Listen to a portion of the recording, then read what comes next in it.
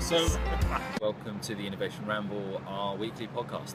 Welcome to the Innovation Ramble. He's there, man. What? He's right there. Welcome, Nick. Hi. To a person like that. Fucking hell. Morning. Hi. Morning. Welcome to London. Morning. Hi. Welcome. Hello. This is the Innovation Ramble. It is. We're live at CSC's Champagne Bar in King's Cross. But I've got a story for you. This is UK's first ever spy, Winston Churchill's favourite spy. Basically, this is Christina Granville. She was Polish. She was smuggled into Poland by the British. She had to ski over the Tatra Mountains. She had to ski past the dead bodies of people trying to escape persecution by the Germans. At one point, she was caught by the Germans, and to escape, what she did was bite off the end of a tongue. And started coughing the blood and saying she had tuberculosis, and which was fatal at that point. So the Germans let her and her husband go. It's a podcast, mate. The war, she was paid off with 100 quid because she was, quote, no longer needed, and then a week later she was stabbed in the heart. Nice opening story. So the first of three parts this week is Part 1. International espionage.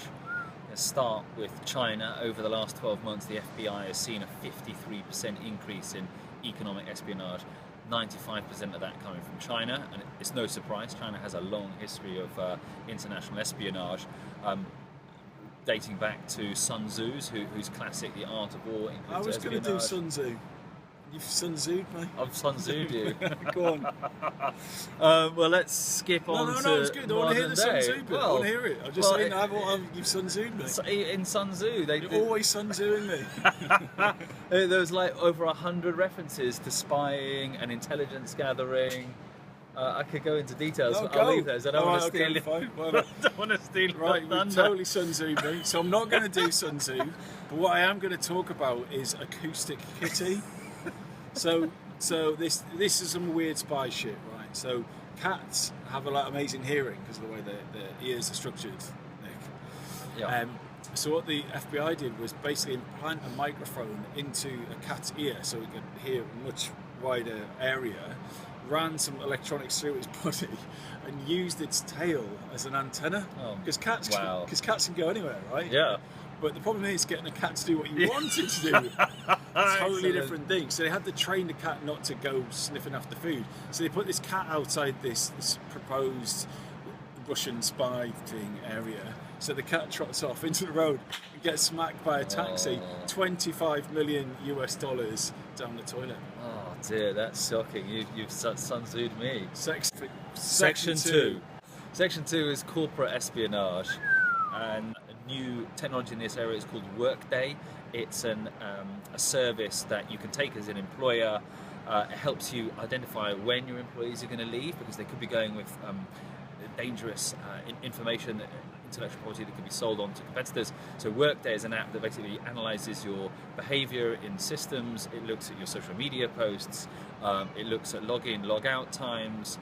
It looks at how you're using, when your last promotion was, what your salary rate is in the market, and then makes predictions for that company using Netflix algorithms that have been I think it's brought on from Netflix by someone else. Was that espionage? I don't know. Is that nested espionage? Anyway, and this Workday app will help you identify people who are likely to leave your company and make recommendations about how you can keep them. So keeping industrial espionage down. The greatest corporate espionage ever.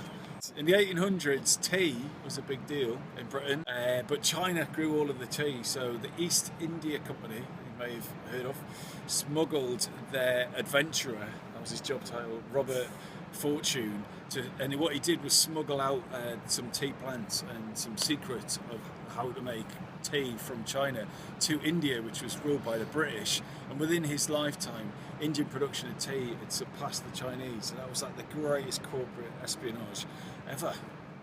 So Section 3. Section 3, Nick. Section 3. Section 3. Section 3 is about us spying on ourselves. At the moment, 14% of Brits look at their spouses' emails and social media accounts with a specific intention of trying to detect adultery. Do you spy on your wife on Facebook? No, I don't, because I don't share my login password with her. But the sign of commitment is handing over your password on Facebook. Yeah, it makes sense. Have you done that with your one? No, So I you're don't. not committed, I'm not a basically. big. I'm fully committed. I'm literally pot committed times two. 50% of Australians say they're okay with spousal spying. So I think that proves that actually it's become accepted. Conclusion.